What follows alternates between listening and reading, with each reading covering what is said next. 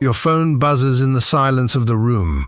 A call, not a text, at an hour when nobody ever calls without a real reason. You stare at the screen 1 second too long, your throat already tight, before you pick up. And by the third syllable of the sentence, you already know. This isn't worry anymore. It happened. Someone you love is gone. This exact moment gets searched online by millions of people every year, in the middle of the night, when no one else is awake to answer or to really understand. How to stay standing afterward. One sentence, written 2,000 years ago, keeps surfacing in those searches, translated into every language, copied across thousands of pages and videos. Never say you lost someone, say you gave them back. Its author was Epictetus. Epictetus wasn't talking about forgetting. He was talking about something specific, almost uncomfortable to hear at first. Everything you love, you never actually owned, even though everything around you taught you otherwise. You received it, for a length of time you never controlled from the start, neither the beginning nor the end. And that time just ran out today, for you. Epictetus understood this better than most people ever will. He had already lost his own freedom, sold as a slave, long before he lost anyone he loved. If a man who owned nothing, not even his own body, could still find this true, it is worth hearing him out. This idea of receiving rather than owning sounds cold, said like that, almost detached from what you're actually feeling tonight. It isn't. Here's what it actually changes in the days and weeks of grief that follow a call like that one. For ordinary people who know neither Epictetus nor the word Stoicism. 2 stories, first, then a lot more. 3 days after your father's funeral, you open his phone. You find a message he never sent, written for your birthday, left as a draft. Happy birthday. I was thinking today about the first time, and then nothing. The sentence never ends, because neither did he. You sit with that unfinished line for a long moment. No music, no explanation, just the silence of it. Your first thought is injustice. It was torn from me before he could finish it. The thought that actually helps doesn't erase any of that. It changes just one thing, quiet but real. That message, you still received it. Unfinished, but received, and that no one can take back from you. Your own phone stays silent on the table beside you. You still catch yourself glancing at it, some nights half expecting it to ring the way his voice used to. Your grandmother. It's been 11 months watching her fade slowly in the hospital, a little more each week, in a wide, quiet corridor lined with machines that hum instead of speak. Every visit, you notice a little less of her in the room, a little less of her voice, a little less of that look that used to recognize you instantly. Part of you has already started grieving before she's even gone, and that part shames you as if you were abandoning her early, as if loving someone meant you had to hope until the very last second with exactly the same intensity. It betrays no one. It's simply what Epictetus described, just sped up. Giving back, little by little, before the last day even arrives, without ever loving her any less while you do it. Notice the pattern already forming in both of these. A voice keeps insisting something is being stolen from you. Hold on to that thought. There are 3 more stories like it, and then we'll deal with that voice directly. No one died this time, and that might be exactly what makes it harder to name. Your best friend from 10 years ago just stopped answering one day, with no reason you were ever given, no argument, no last conversation that felt like goodbye. just a chat thread that stops and stays stopped. You reread your old messages late at night, searching for what you did wrong. Nothing, maybe. That friendship too. You never earned it forever. You received it for 10 years, day after day, without ever signing a contract for what came next. Then it ended without warning, the way everything ends that was never really yours to begin with.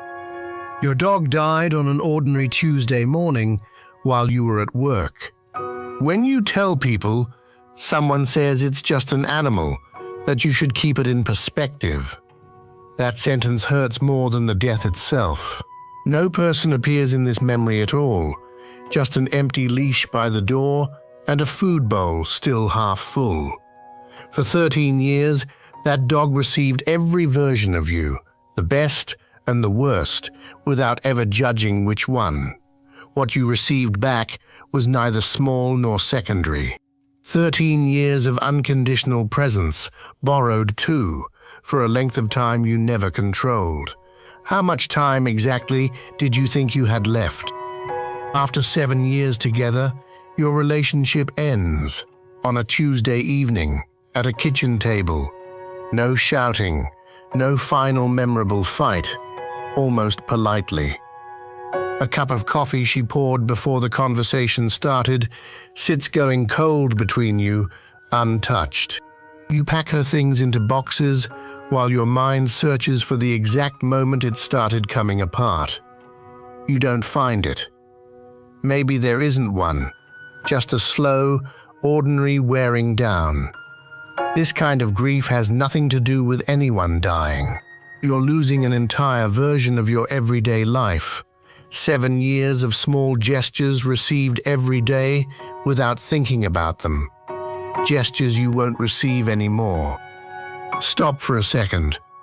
Think of the one loss out of all 4 you just heard.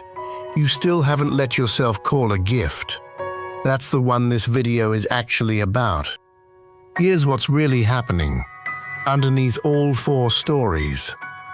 A voice inside you keeps repeating that something was stolen from you, unfairly.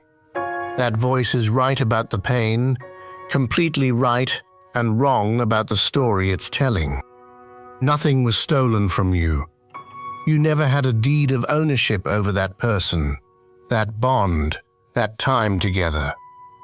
You received a loan, not a contract signed for forever. The real question sits somewhere else entirely, harder to face and far more useful than why it was taken back. What did you actually do while you still had it?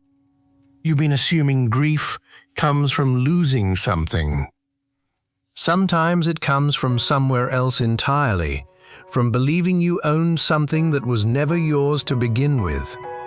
That's why that voice is wrong, even though it sounds sincere. The pain itself never lies. What can lie is only the story you tell yourself around it, one of theft, of injustice, of the world betraying you. This doesn't mean you stop crying or pretend it doesn't hurt. The Stoics themselves wept for their dead, without shame, sometimes in public. The presence of sadness stays exactly the same, before and after understanding this, in the same place in your chest.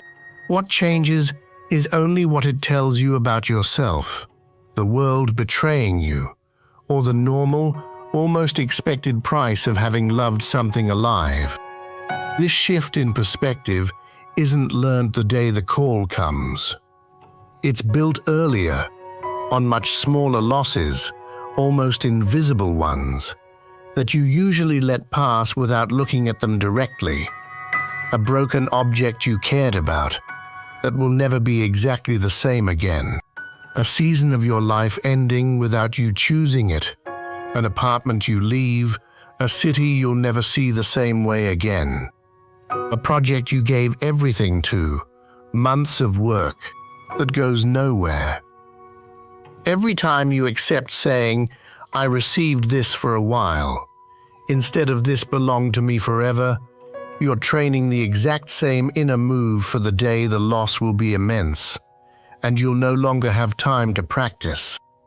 This same move applies far beyond death, to almost everything you take for granted right now.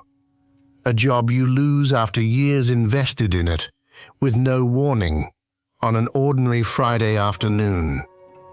Health that changes overnight. A diagnosis that redefines everything you thought you could still do. A younger version of yourself you'll never find again. An energy, a carelessness, whose disappearance you only notice years later, looking at an old photo, everywhere.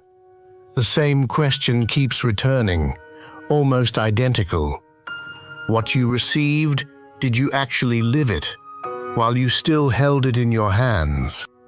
From the outside, no one sees the difference. You go back to work at the usual time. You answer messages. You smile sometimes, almost normally, and the people around you eventually believe you're fine. What no one sees is the silent calculation you redo every day since that call, without meaning to, often at the worst moment, in a checkout line or in the middle of a meeting. What did you actually do with the time you'd been lent?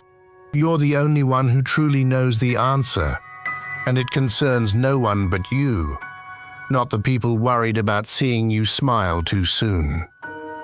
Epictetus was already asking his own students that same question, in almost the same words.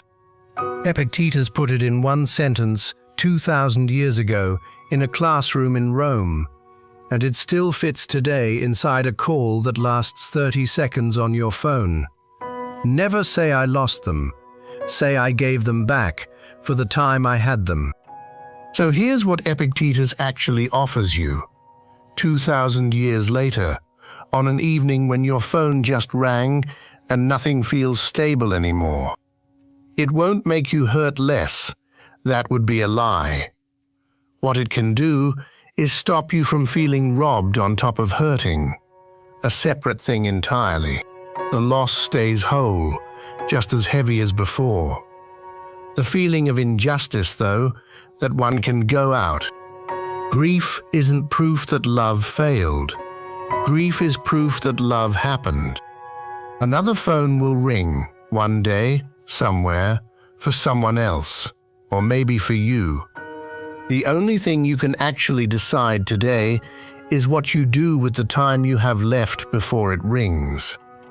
You lost nothing tonight, no matter what that voice keeps saying. What was taken back was always on loan, and somewhere underneath the pain, you already knew that. For every day you had it completely, not halfway. So tell me honestly, without reaching for the prettiest or most presentable answer, the person you lost, the one you're thinking of right now, what did you actually do with the time you had them? Write it in the comments, even just one sentence, even an imperfect one. Others below will read what you wrote and know they're not alone carrying this tonight.